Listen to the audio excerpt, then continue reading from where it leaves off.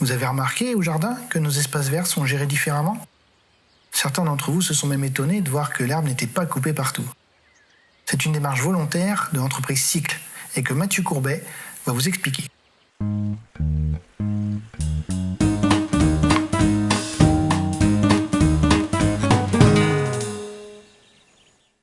Alors Mathieu, peux-tu nous dire pourquoi vous ne tournez pas partout ?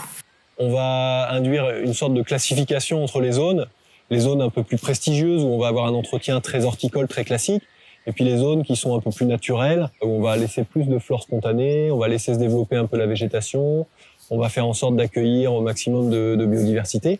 Donc l'objectif du coup c'est vraiment de raisonner les interventions, de pas faire toujours la même chose sur toute la surface des espaces verts, pour créer une différence de traitement, d'entretien en fait entre les différentes zones.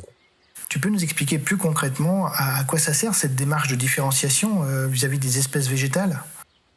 Alors, donc par rapport à la tonte, le but c'est de laisser les fleurs finalement ou les différentes espèces végétales se développer. Il faut savoir que quand on les tond, elles n'ont pas eu le temps pour certaines de fleurir ou elles n'ont pas eu le temps de se développer entièrement. Donc le but justement c'est sur les endroits qu'on ne tond pas, de les laisser se développer entièrement ou au moins de faire un cycle de végétation un peu plus avancé. Donc l'avantage que ça peut avoir est plutôt de favoriser la biodiversité. C'est-à-dire qu'en laissant la flore spontanée se développer, on va avoir plus de fleurs, on va avoir une diversité végétale qui va être plus importante.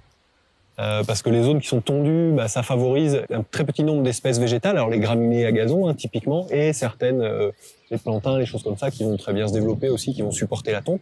Mais il y a beaucoup d'espèces végétales qui vont pas supporter la tonte, et donc elles vont plutôt se développer dans les zones qu'on va laisser tranquilles en fait. Donc c'est plus de diversité végétale, et qui dit plus de diversité végétale dit aussi plus de diversité au niveau des insectes, au niveau des petits oiseaux, parce qu'ils vont trouver à manger, parce qu'ils vont trouver un habitat, parce qu'ils vont trouver des conditions de vie qui va leur permettre de vivre dans cette zone, alors qu'un gazon tondu, très régulièrement, c'est une zone qui est assez faible finalement en biodiversité, en ressources nutritives ou d'habitat pour la microfaune et tout ça. Et alors, qu'est-ce qu'on peut trouver comme espèces dans les zones que vous laissez enherber ?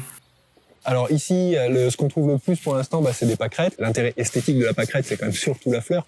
Donc c'est vrai que c'est dommage de pouvoir, de tondre tout ça. On a aussi des petits géraniums, pas mal, qui sont spontanés, alors qu'ils sont pas encore en fleurs, donc on voit pas pour l'instant encore les fleurs, mais il y en a beaucoup, donc je pense que cet été on pourra voir les fleurs.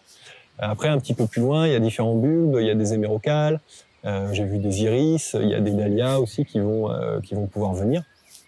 Après, c'est un petit peu en laissant faire pendant quelques temps, on va s'apercevoir qu'il y a des espèces qui n'étaient pas présentes ou qu'on ne remarquait pas parce qu'elles étaient trop coupées, qui vont apparaître en quelque sorte dans les zones aussi qui seront tondues moins régulièrement. Je sais que par exemple, chez une de nos clientes, il y a une petite orchidée qui est apparue au pied d'un arbre dans une zone qu'on tondait pas. Donc simplement on lui a fait remarquer et puis elle était contente de voir que ça amène comme ça un petit peu de diversité végétale et donc potentiellement, je ne dis pas que ça va toujours arriver, mais il y a certaines fleurs qui sont un peu emblématiques ou qui sont un petit peu remarquables entre guillemets. Mais ça veut dire que vous allez laisser toutes ces zones en friche ? Le but n'est pas de créer une friche, évidemment.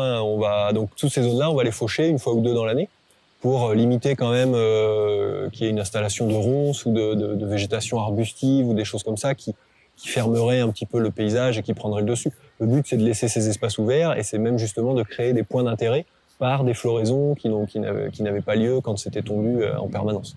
Pas créer une barrière dans l'espace vert, que ça reste des endroits à vivre finalement. Pour l'instant, on tond tous les bords de massifs, entre guillemets.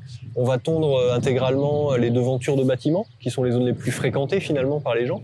Et après, soit parce qu'on va nous en faire la demande, ou soit parce qu'on se rendra compte qu'il y a un endroit qui est un passage pour les gens, ces zones-là, on va les tondre pour faciliter finalement le passage. Donc ça, après, ça va vivre un petit peu, ça va dépendre de la façon dont les gens utilisent l'espace. Mais le principe, c'est vraiment de dire que les zones qui ne sont pas vraiment utilisées pour du passage, ça n'a pas d'intérêt de les tondre trop régulièrement. Et du coup, on préfère favoriser la biodiversité et laisser un petit peu la végétation spontanée se développer. Et puis, on s'amuse, entre guillemets, à créer des petits dessins, on va faire des courbes un petit peu, on va détourer des massifs ou des choses comme ça, pour créer un petit rythme, un petit dessin dans la pelouse, dans la prairie, justement, quoi. Merci Mathieu pour toutes ces explications. Si vous avez des questions sur l'entretien de nos espaces verts, n'hésitez pas à rencontrer nos jardiniers. Ils se feront un plaisir de vous répondre. Et vous pouvez aussi nous envoyer vos questions en commentaire. À bientôt.